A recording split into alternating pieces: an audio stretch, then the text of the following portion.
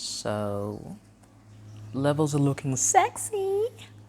Lighting is looking blown out to fuck, but I'm black, so we gotta deal with thems.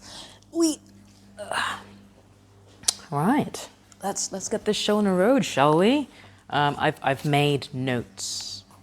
You're not going to see the notes, but I've made notes because I will ramble and waffle on for forever, which is not my intention here. So, shall we start? I think we should start. Hi, welcome to, I don't even know what this is, but this is the beginning. This is happening.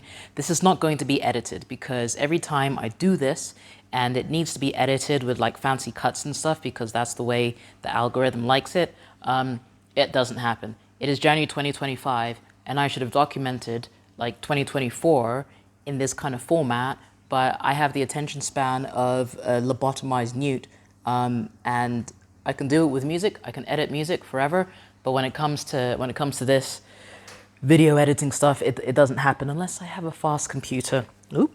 And I sold my gaming PC in a bid to fund my travels. So there's that. So, hello, my name is Shiggy. I am Kenyan Dutch, so Kenyan by birth and raised and lived where I am now, and Dutch by legal blah blah blah things, and that's what my passport is. So yay.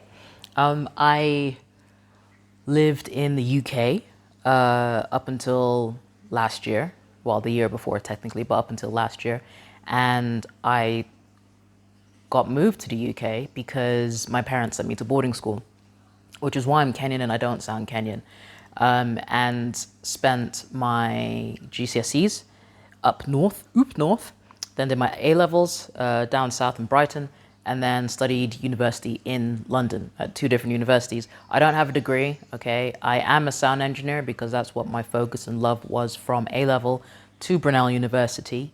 And ultimately, I just kind of carried on. Like my first job at university was being a sound support person at this student union, and I'm like, well, I've got the job, so why do I need to spend 5 years and a whole bunch of money doing the degree if I've already got the job? Very, very good sound logic there. And yeah, that carried on. And that's what I do. I am a sound engineer amongst all the other things that I do. And now my brain is about to go off on a tangent, so this is why we bring this back in. I'm going to sit this right here. You don't mind if I do that, do you? Good. Okay. So yeah, I spent a lot of time mooching around the UK. I've done martial arts. There we go. That's what I forgot. I've done martial arts from the age of 6. Basically, you know, the classic stuff that a lot of kids do. I did Shotokan karate, which I kind of now realize was the floofier version. Like, I think it's Kyoshin, which is like basically where like combat karate comes from. I really wish I did that, but I did Shotokan karate initially, and then moved on to Taekwondo, and I was a little bit competitive in that ITF, WTF from Kenya. That moved to the UK with me. I carried on Taekwondo as much as I could in the second secondary school and the third secondary school I was at, and then I kind of stopped. At university, I took up capoeira and loved that. Became the university's vice president of the club as well. And that kind of kept on going intermittently as life was going on, as I was being an adult in London. And at the same time, I started work as a event supervisor, as an event steward at Wembley Stadium. But that kind of matured into me getting my security badge. From working in nightclubs, I got the official government-issued UK security badge, became a bouncer from kind of like 2006, and just, yeah, worked, you know, intimately, private events, nightclubs. Wembley Stadium, became a supervisor there, got to be a event manager in the London 2012 Olympics. So I was a sector manager there. Our sector had, I think, 12 managers across the day and the night shifts, and they were all MOD, except for maybe 2 or 3 of us who were civilians. But we can run our mouths just like MOD folks can, so it doesn't really matter. I could tell you lots of stories about that, including having to tell this like Green Beret guy to wind his neck in, which was both the most terrifying moment of my life and exhilarating at the same time. It was like, I'm a civvy and I outrank you and you're gonna wind your neck in. Except he was really freaking tall, so I was like, you're gonna wind your neck in. I'm your manager. And he had to say, yes, mom, back at me. So yeah, so lots and lots of bouncer work, which was interesting. Just the different types of people in different states of disarray is crazy. I've jumped all over the place. I know I haven't. I can segue into the bouncer story that started all of my Brazilian Jiu Jitsu anyway. So this was after the Olympics. So we're looking at like kind of 2014-ish. And working in a nightclub in southwest London, there's this huge like mega club called, it used to be called Oceana.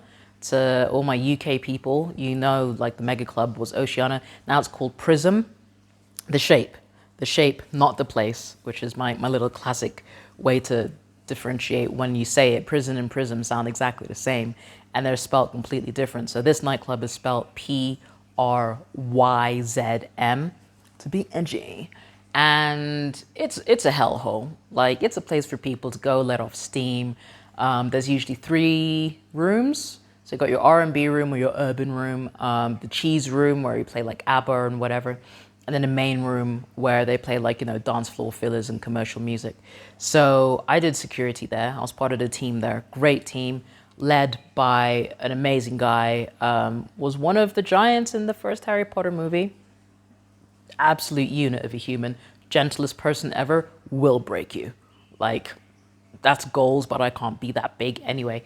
So one night, we were working, and either you're put on static positions in the venue where you just like make sure people are okay. If they're drunk, like, you know, you try and do it yourself. You radio the CCTV guys, so the eye in the sky. Otherwise, there are response teams or snatch teams or whatever you want to call them. So I was on duty that night as a response team. I'm usually, after we do the check-ins of stuff, because we do like airplane style security when people come into this venue. Yes, when I tell you this place it's where people go to fight. It's where people go to fight. After doing the check-ins, we do that until about like, you know, 1 a.m, and then we go into our spread out positions through the nightclub. I'm usually on response team with my door husband. So I was working so long, and you know, a lot of us were working with each other. Good relationships kind of get respected and seen. So my door husband was not there that night. So, which is fine. You know, we improvise, adapt, overcome. So I had a different person who was with me. Again, like the relationship that I have when I do response work, it seems like I'm the person that can talk. I'm also a woman.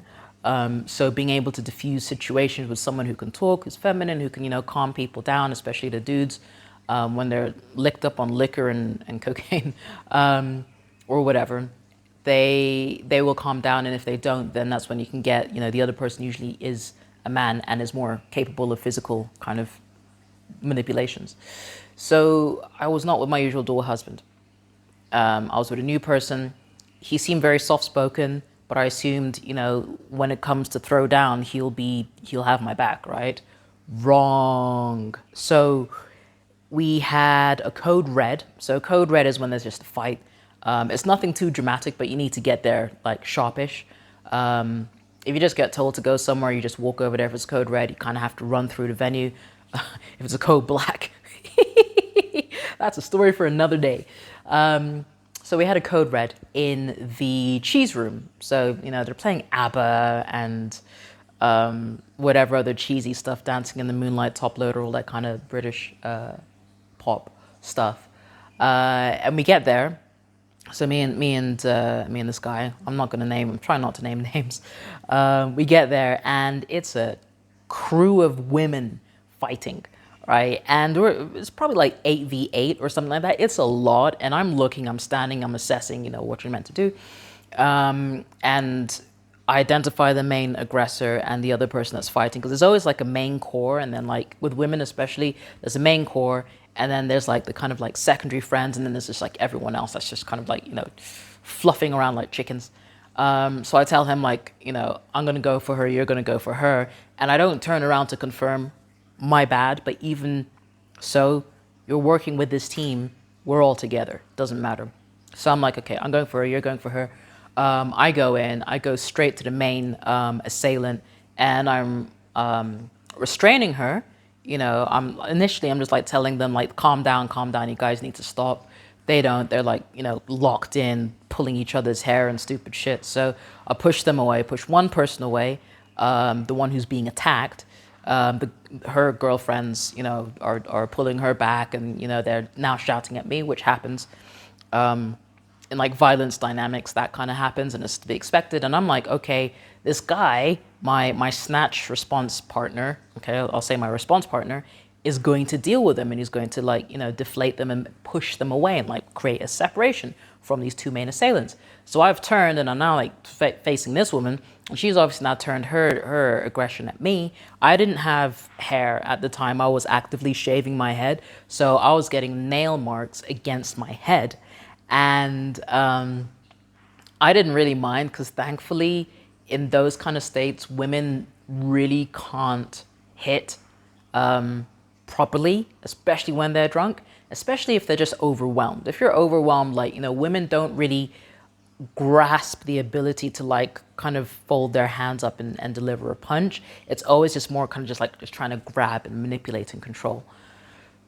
So she wasn't really kind of hurting me, but I was like, if I was being attacked, this would be quite bad. So I turn around and I don't see anybody else. Like, these girls are now like transcending on me as well. Now I've got all of these people all attacking me, and I look up and I see my response partner is in the back corner of the room, standing there like, on his radio and stuff. And I hear him kind of very muffled, shouting very panically in my earpiece to CCTV, it's a code red. And the CCTV lady, a friend of mine, she's like, yeah, why aren't you in there breaking the fight up? Why is Shiggy there on her own? Why are you standing out on the side? And this guy's still screaming code red, code red. Obviously, he hasn't got his earpiece in. I noticed it's dropped down. So he's just shouting into the piece, which the whole team can hear, by the way. So it's just all this mess. And the Ionist guy, my friend in the CCTV, can see what's going on. And she's very calmly like, code red in cheese room, we'll call it cheese room. Shiggy's on her own, please go and support, because I am on my own, and there's like these group of 16 women around me. So I'm still holding, and I'm still trying to figure out what's going on. I'm hearing stuff here. I can't lift my arm up to talk because it's being restrained, or I'm restraining this woman just standing up, and then somehow we trip and fall onto the floor. And as I'm on the floor for a few moments, I'm looking around me, and there's like 90s style pump stilettos, like those thin, those paper wafer thin, like the footfall space is like a centimeter by centimeter. It's just like this long ass pin that like is a stiletto, right? If I painted a picture, yeah. So there's 15 of those all around me, and in that moment, I'm horizontally on the floor. I'm holding this woman. I'm realizing I have no floor game. I'm like, I don't know how to manage this situation. I know how to like stop her, but I don't know how to mitigate the rest of these things, because if any of these women realized the weapons they had on their feet, easiest way, literally in through my ear. And I'm like, there's 15 weapons around me. They could like just take it off and start battering me with the heel, like just puncture wounds everywhere. And I like being so helpless in that moment absolutely just rocked my world of like martial arts, where I'm just like, I do not have anything to work with on the floor. And that stayed with me, like, and I had to like snap out of it and get back into like, just like, well, get out off the fucking floor then. So like she was trying to get up, I was trying to get up. I'm like, okay, cool. Like, let's, a little bit of redirection. Let's take some taekwondo off the floor or whatever. So she came up and pulled her up. I turned her around and just like rugby drove her like a scrum to the wall, because that's all my brain could have. Now I'm like, I'm on my own. There's a whole bunch of people around me. They're not attacking me. They are hitting me, but they're not hurting me. And I need to control this one woman, because if I let her off, then, you know, it's game over. And at least me controlling her is showing the rest of the group not to mess with me in some way, shape, or form. Weird violence psychology. So I get her to the wall and I just wrist lock her against the wall, because that's all I know. I'm like, if you control the elbow, you control the wrist, and you wrist lock her against the wall. So she was like wrist locked like this, and I was just putting my chest on her elbow, so her wrist was like locked against the wall. And she's like, you're hurting me. I'm like, I know. And then I realized, I saw him do it, but I only realized then that my response partner took my radio off of me. It was belted behind me underneath my jacket. And at some point he'd come in whilst I was having my existential crisis and pulled my whole freaking radio off of me. My earpiece, like, you know, the handpiece was still here. My earpiece was still here. But the radio was gone. And I was radioing, and then I just realized, I was just like, literally so annoyed by this time, but like there's no time to be annoyed. And that whole night finished, you know, the women got ejected, some of them whatever, the manager, the giant, our big friendly giant, he checked in on me, you know, afterwards, say like, are you okay? You know, the other guy got fired that night on the spot because he put me in danger. And I'm just like, bro, I have never felt so useless and so helpless in my entire life until that moment. I was on the ground and dead in the water. And he didn't even flinch or anything, because this guy's like ex-special forces, just, you know, an absolute unit of a human being. And he's like, yeah, you need to take up Brazilian Jiu Jitsu. And I was like, okay, bet. So that was 14, 15. And I did do my first jiu-jitsu session at the place I was personal training at, because I was also a personal trainer at this time. I'd been for a couple of years. But in that session, another newbie didn't respect the tap and essentially like blew out some of my tendons in my shoulder with a badly applied armbar. Like, I'm mobile or whatever, and now, 7 years into jiu-jitsu, I realized when the armbar was being applied, he was somehow too far. One, his hip was like here, and his feet were underneath my shoulder, and he was raising my shoulder out and then hyperextending the rest of my arm, and the pressure points weren't on joints. So it meant that this joint was the one that got affected. So I was kind of basically out for that. If you hear noise, the kitchen is nearby, and I don't know what's going on. Something's being fixed. So again, no edits. You deal with what's coming in. So that was kind of 2015 or so. And I was out of commission, and I was just like, okay, maybe jiu-jitsu's not for me, because like, how am I getting this badly injured in my first session ever? So honestly, nothing happened for a long ass time.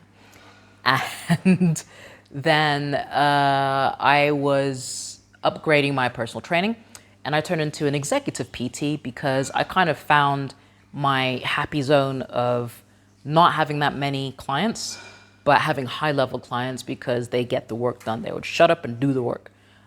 Even if they're, you know, 4, 5, 6, 7 time zones away, they'll still text message me. I'll still text message them. We'd still work together.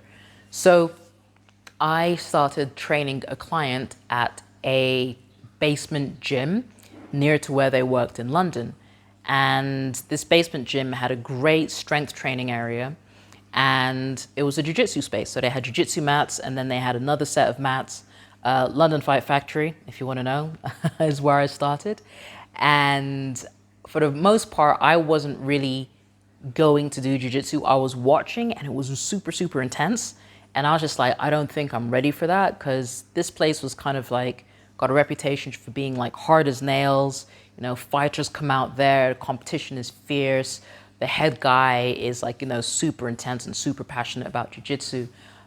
His name's Manchinha, you know, like all of this very aggy bravado type of stuff, which was fine. I'm used to it. You know, I work with military people, like it's fine. But for me at the time, I was like, nah. And then my clients started training in jiu-jitsu. So now I had this double-pronged kind of approach from my client, you know, who started turning into a friend because we just hang out and talk about, you know, big level things. And he helped me expand my view on the world, especially with where I am, with everything. And the head coach as well, the owner and head coach, was also like, you should come to jiu-jitsu. You're strong, you look strong, you should get into it. And with everything happening, I kind of was trying to avoid burnout. And in the end, tail end of 2017, tail end of 2017, I just decided I had enough. Just everything was kind of spiraling, and I just needed to go have a break, because personal training was great, but I reached that level of either you get more clients and then get more coaches underneath your business, or you open a gym. And I didn't want either of those. I didn't want that.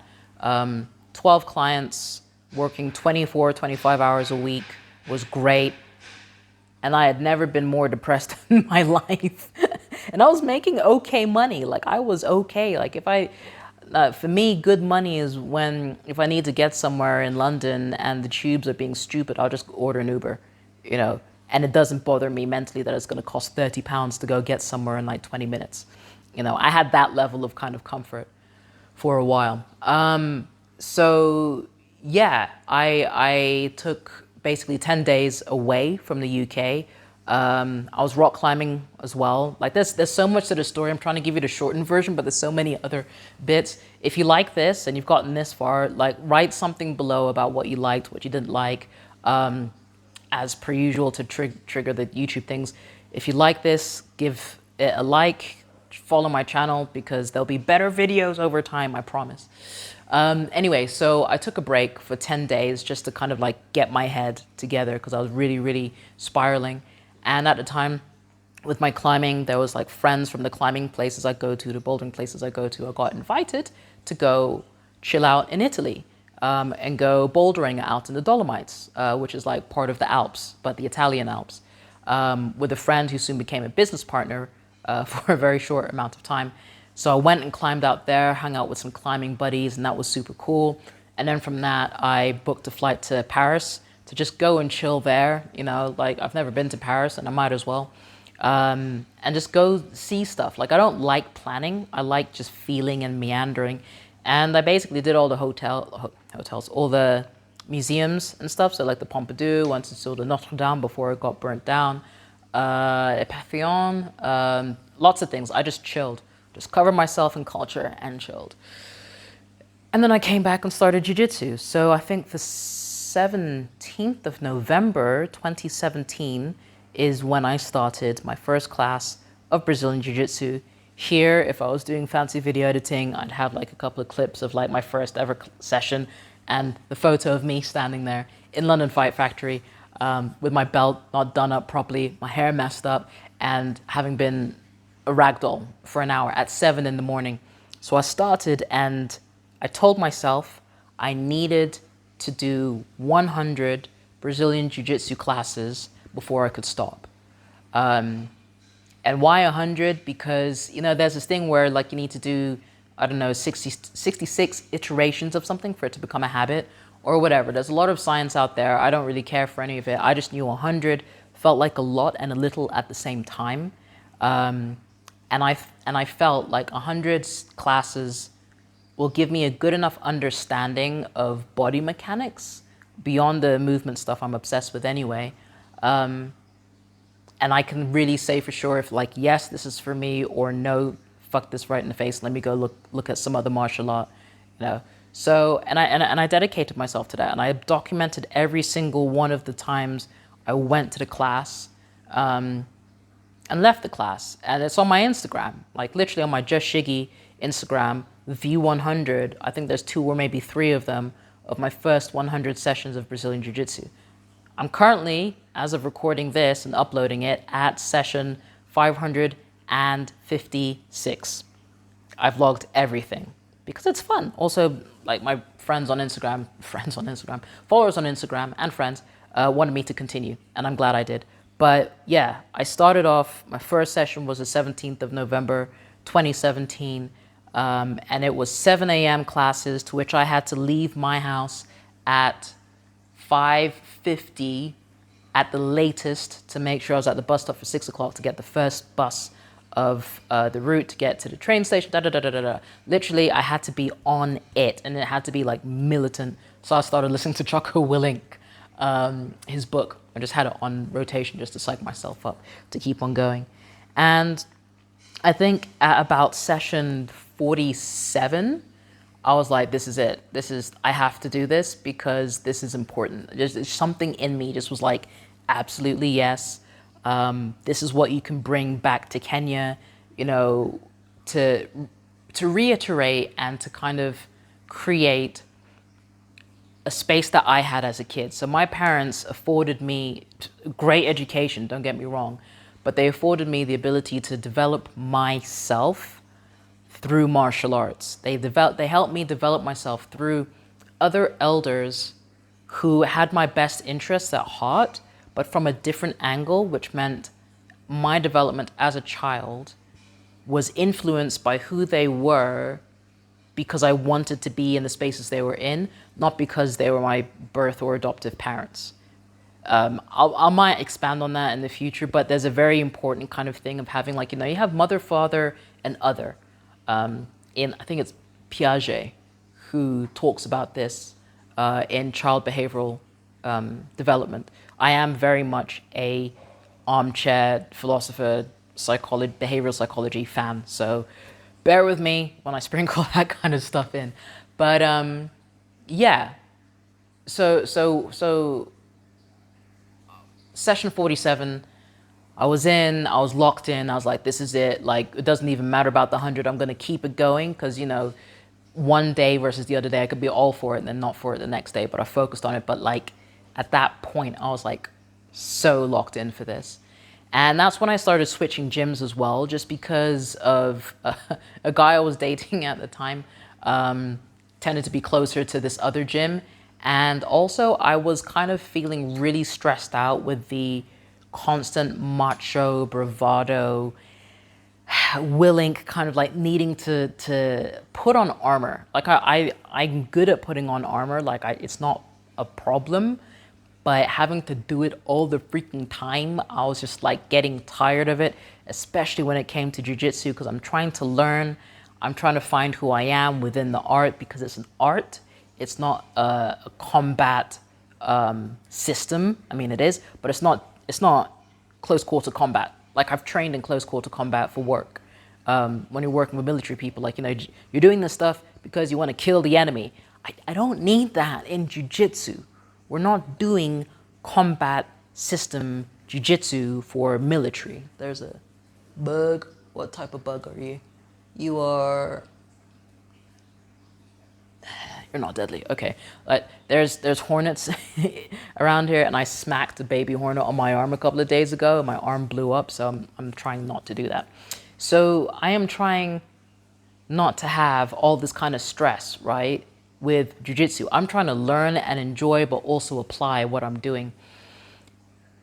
And then, you know, love things happen. So I figured out from where I was living, it was closer to go to this gym than it was to go to that gym. But I loved the community that was developing there, the women there especially, who were fierce, fun, and, you know, able to do technical stuff. So I didn't want to lose that. Especially when you're rolling with the MMA women kind of thing. It was fun to have, albeit my body was broken. But, you know, at the time I was 32 or something, so my body was still slightly rubbery. But I decided, why not both? So for a while, I trained at both gyms because I'd now transitioned from being only a personal trainer. I had a little cluster of personal training clients who would not let me go. I'll tell them, like, look, I'm stopping personal training. They're like, the hell you are? Like, you're still training me. So, you know, I had them, but I was working in a startup, an outdoor adventure startup. Remember that Italian person I mentioned? Was working with them at the time and getting all of that stuff done, and took a huge pay cut. We're talking 50 to maybe 60% of my income. I took that because I was meant to get percentage shares in the company and stuff, but that's a whole other conversation as well. But even with the huge pay cut or whatever, my personal training clients were kind of like floating a little bit more, so I could still focus on doing jiu-jitsu. And I was training like 5 days a week. It literally became this obsession thing. And if you're a white belt or a blue belt, you know that once you get in that mode, you're in that mode, right?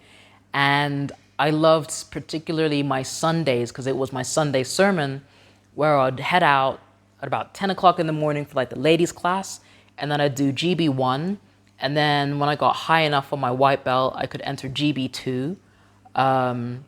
And then there was open mat. I don't think there was there was GB2. So beginners, and then like intermediate, and then open mat. So ladies, beginners, intermediate, open mat was my Sunday sermon. So I'd start at 10 and I get done by 3 or 4. And I loved it. I absolutely loved it because I had all the education and stuff at the beginning, and then it finished off with just like rolling with amazing people. My favorite was the black belts who would visit, because this was a Gracie Baja.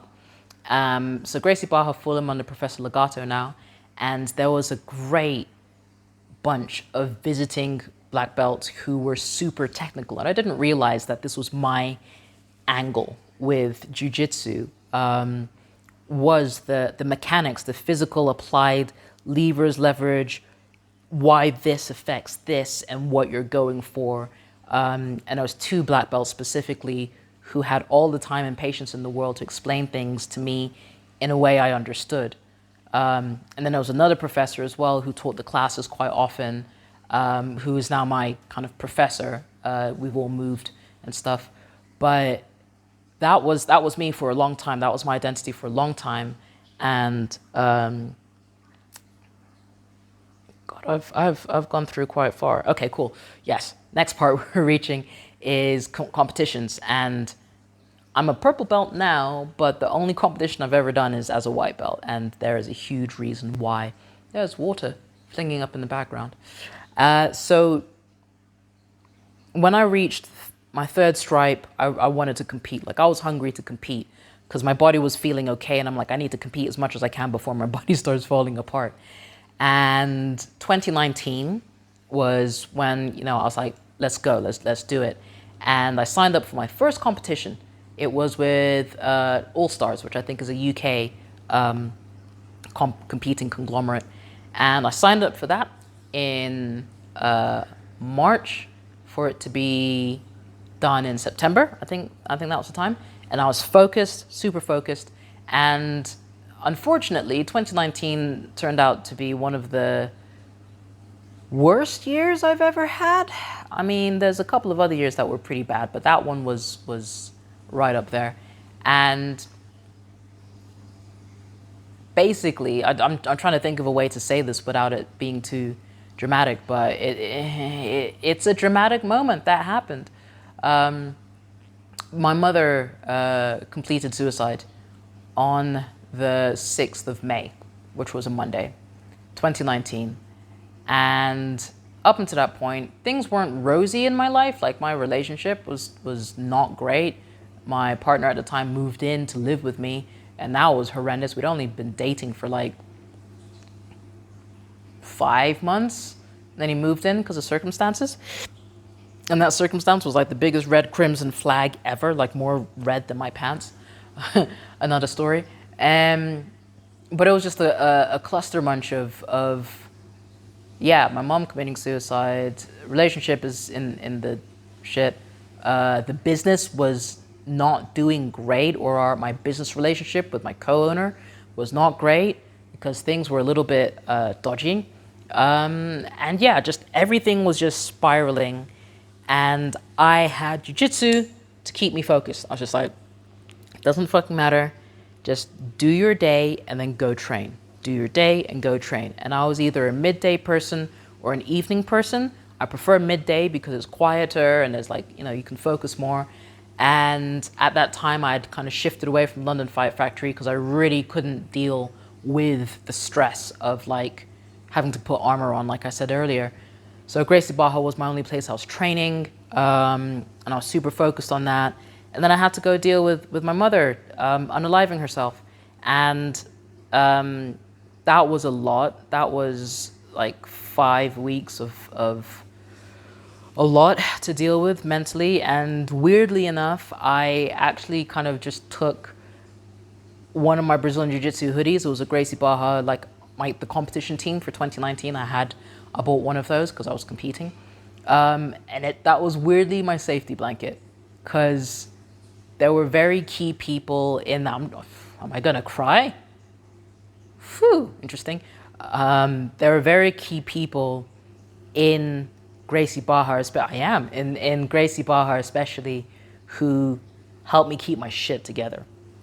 And like through that entire time, because it's tough, you know, even if you're not speaking to your parent, when you get told that your mother pew-pewed herself in the head, you know, over the phone, by a step sibling who doesn't really talk to you, like from Israel, and they're calling through Facebook Messenger because your stepdad, who's like 90 years old and barely able to use technology because the dementia's setting in. Like, there was a lot, and I'm just not going to sit into that because it's obviously still bringing things up this many years down the line. But the jiu-jitsu community that I fostered really high quality friendships in, they kept me together.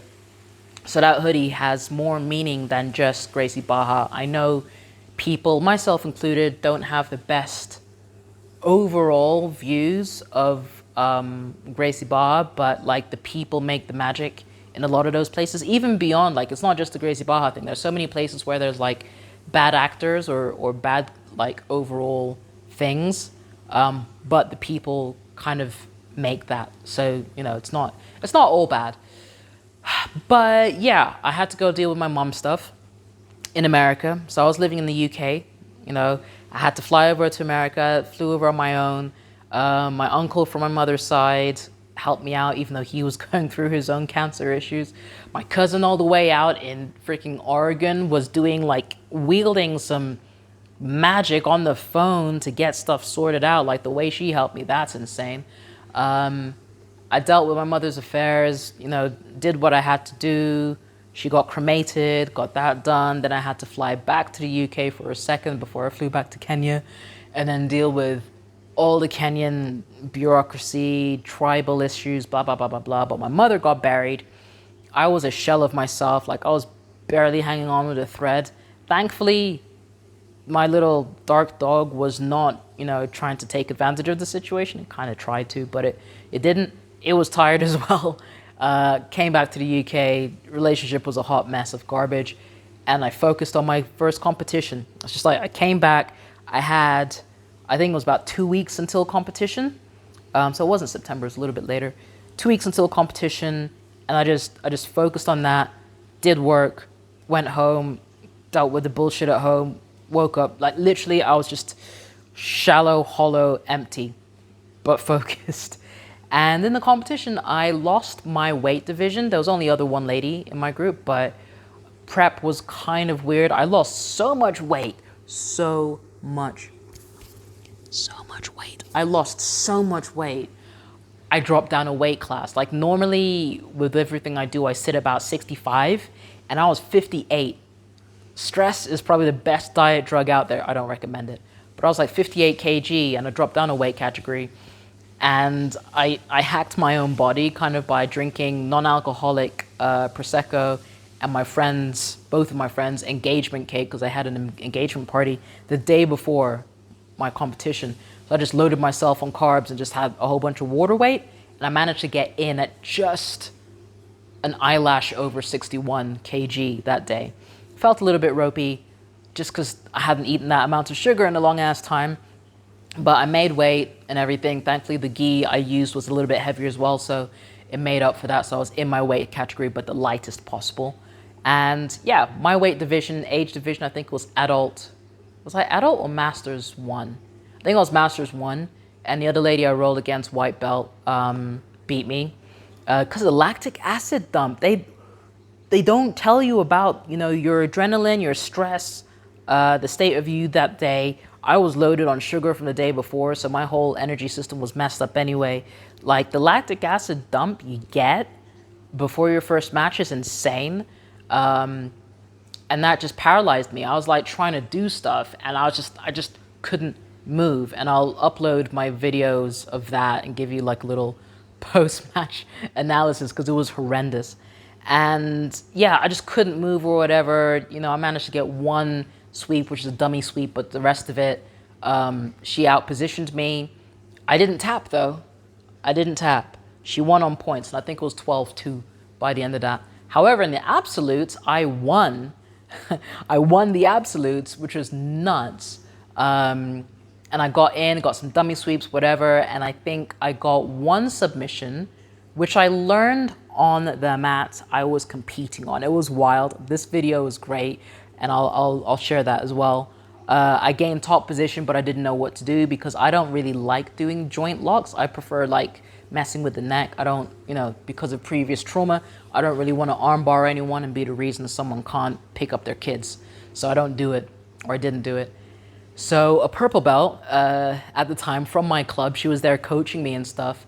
And I was on top and I just looked up and she's like, Ezekiel. And I'm like, what? And like, she literally was like, get your head underneath her arm, get your arm underneath her head, you know, hold onto your pocket and then blade through. And I was literally there like looking up kind of going, yeah. And she was trying to move obviously, and I'm just posting, kind of like doing whatever. And then I'm like, okay, cool. And then and I got the lock in and I choked her and I won with like, I think 22 points on top of that. It's like 22-6. No, that was the other girl. So I think this was like 18 to something.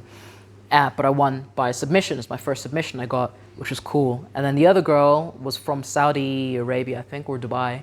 Really cool girl.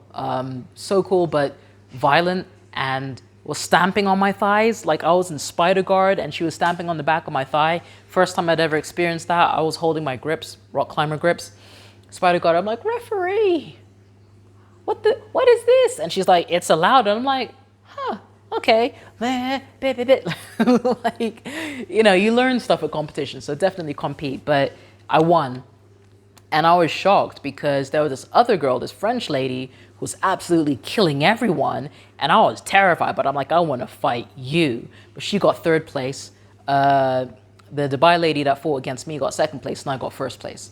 And I was just like, this is strange, but I did it. And after that, the boyfriend got kicked out of my house. I had enough. I got rid of him. And it was just like head down, blinkers on, just keep on training type of thing. And have I covered everything? Yeah, lockdown.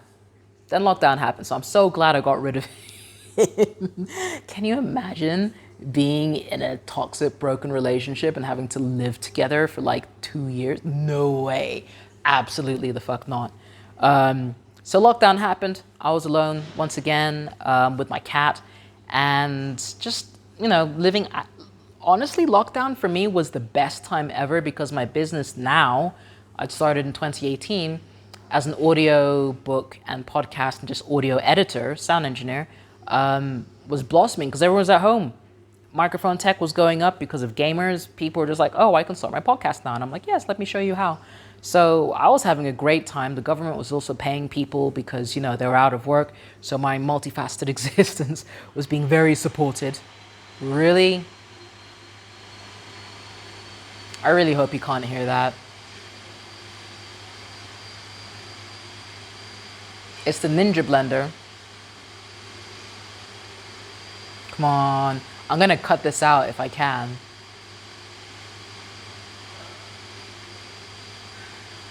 When you're cooking food, like, it's done. It's been obliterated. It's water now. Maybe that's not the Ninja blender.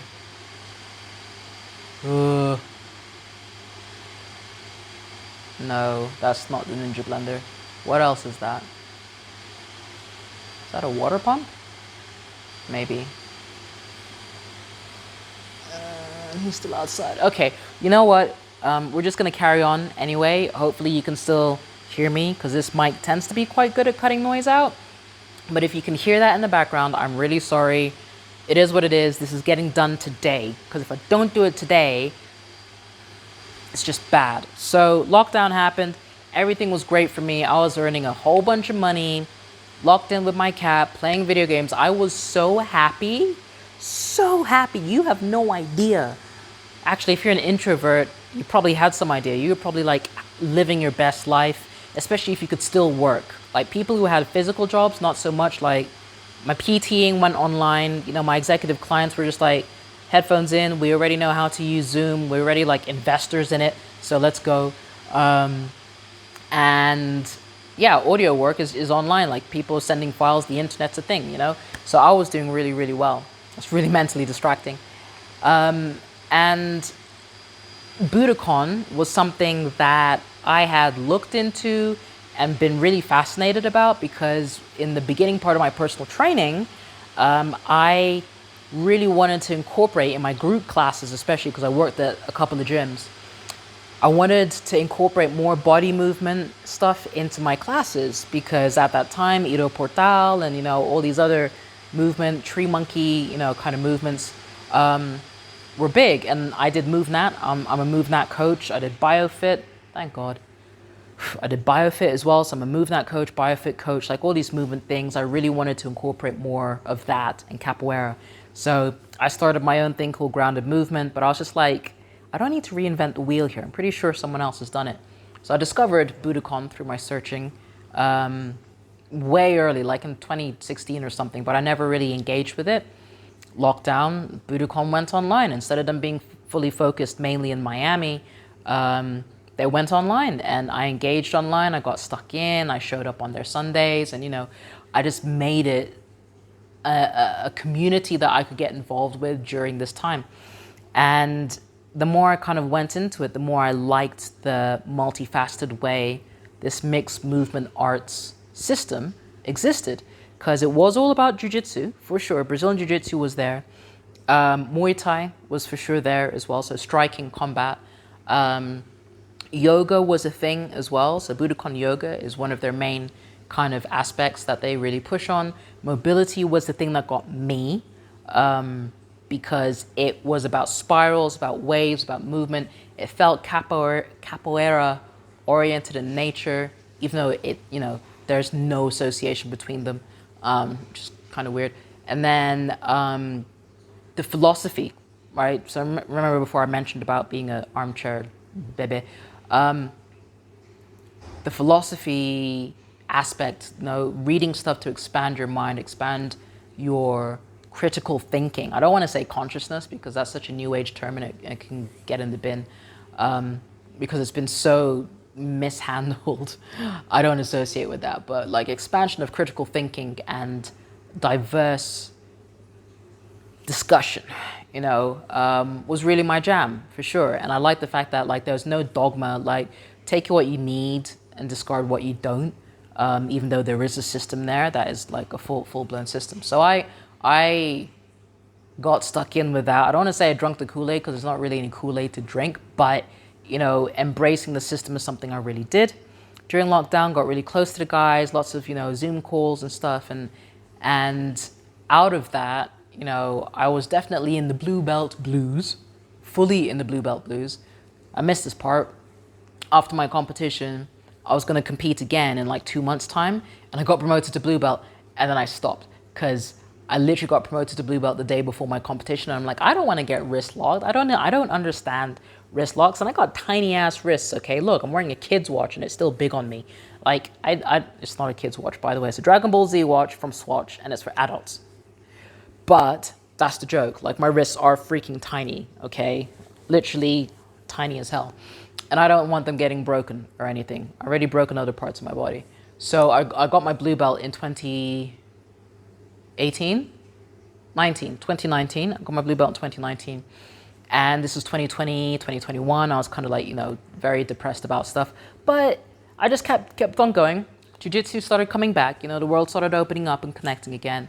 And in 2022, I came to this idea of, oh, I'm going to go to Montana, and I'm going to go do Budokan and stuff. And that was a whole thing. There's a live stream somewhere on this channel that I did with an amazing friend, a spiritual friend, but a friend beyond that, because we met each other at CrossFit.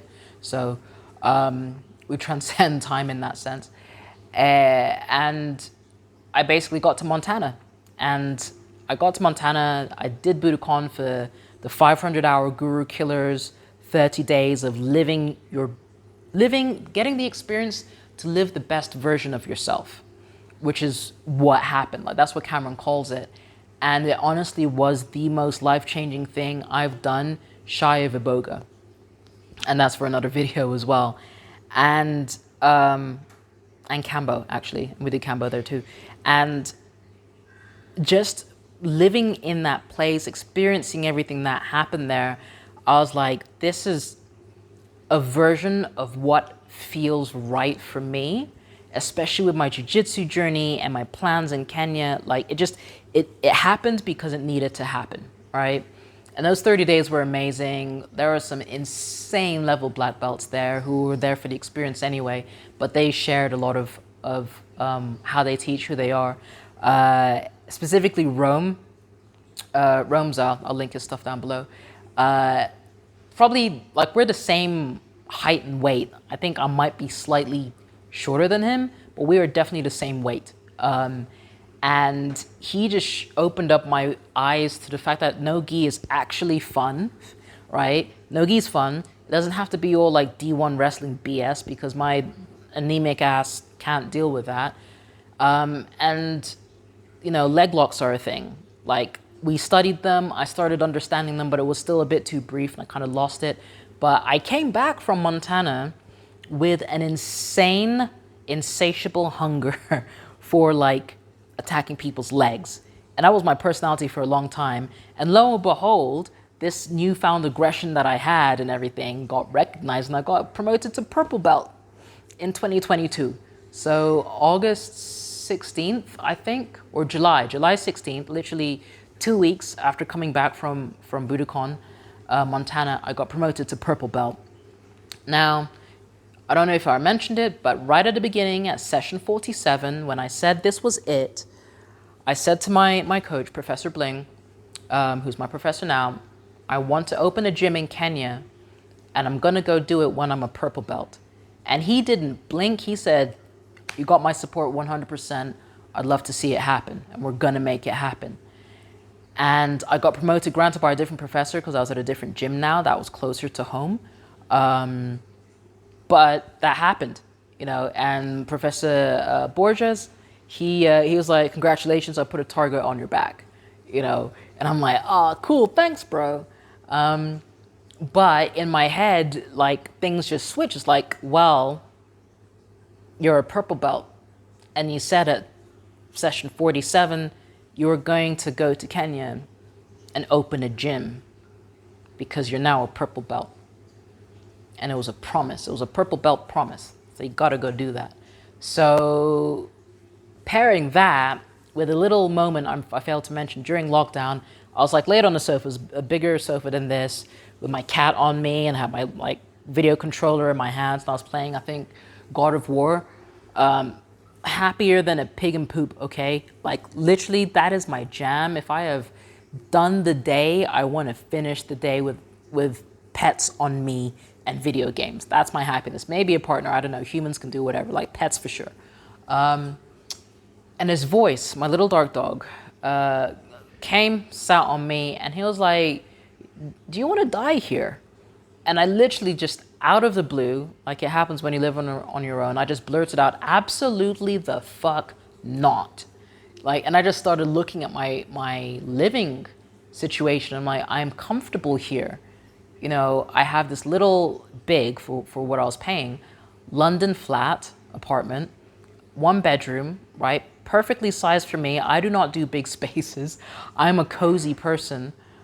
This is cozy, it's comfortable, I've got everything I need here, I've got my cat, food is over there, like I can afford this. This is comfortable, this is too comfortable, way too comfortable, right? And I don't want to die in this comfort because it is not promoting the bigger me, you know, it's not, there's certain aspects that aren't here.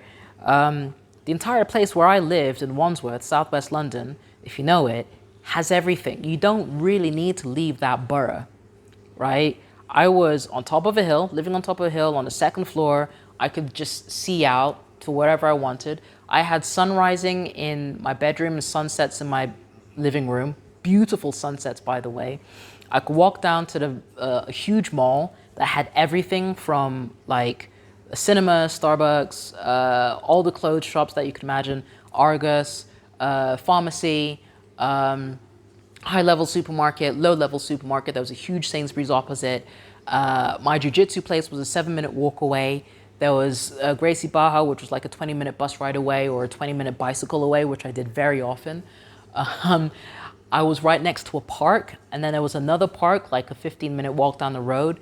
And then the River Thames was literally like a 25-minute walk down that, like perfect, right? I had everything except for being happy, and I did not want to die there. So little step back. I realize this is insanely long. If you're still here, great. If you've been jumping through the chapters, even better. I respect you for that, because this is like a podcast episode in and of its own.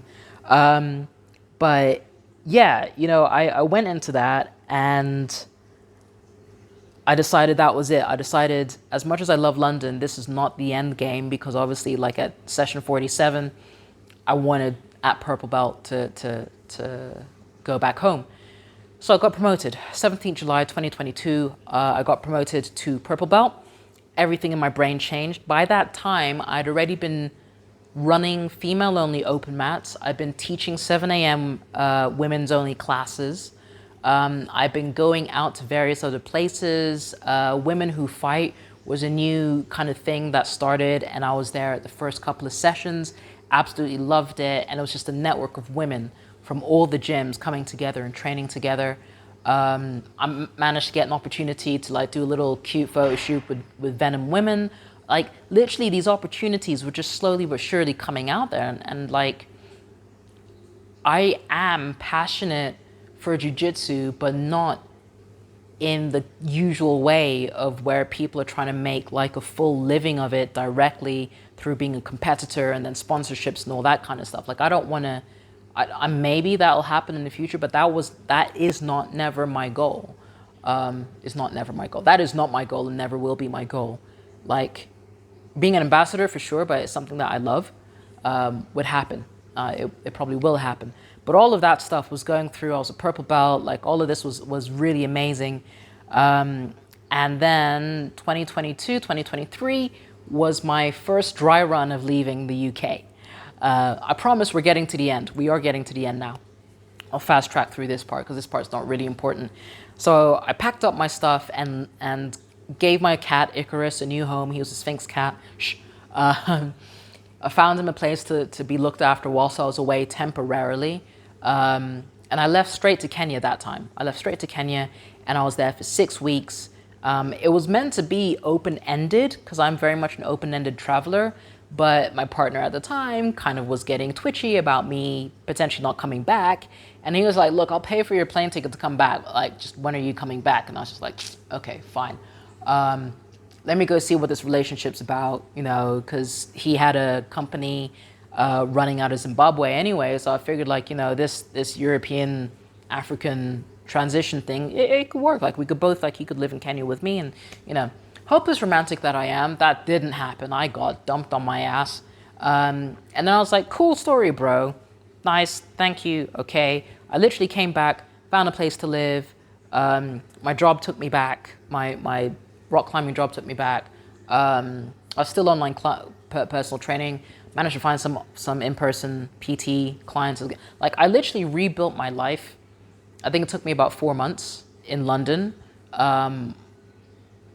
just to be with this person, for them to dump me.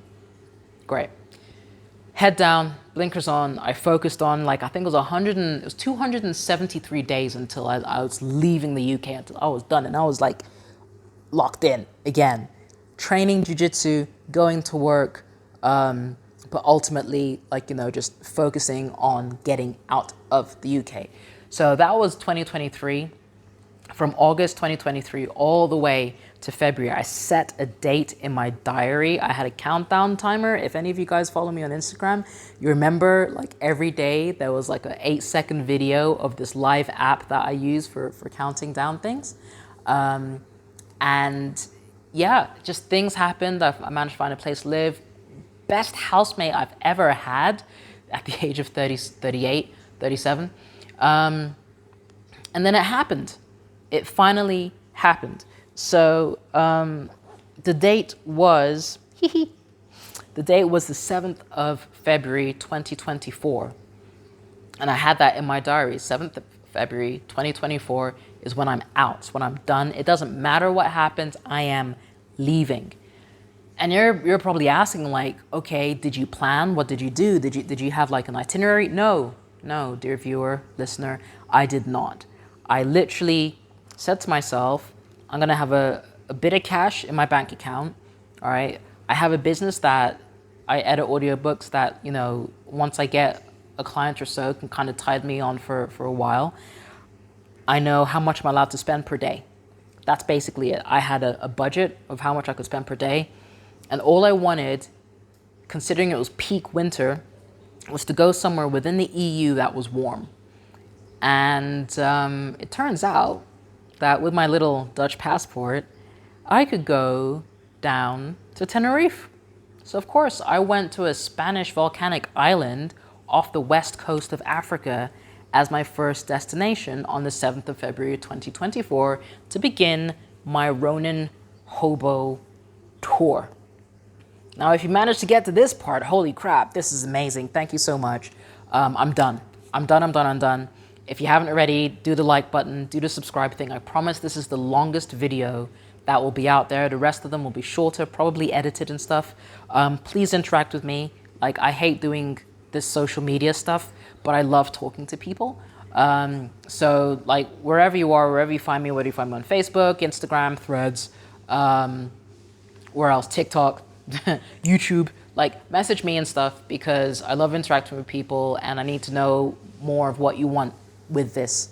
And that's it. Next episode will be Tenerife in a recap and my first gym that I visited. Okay, bye.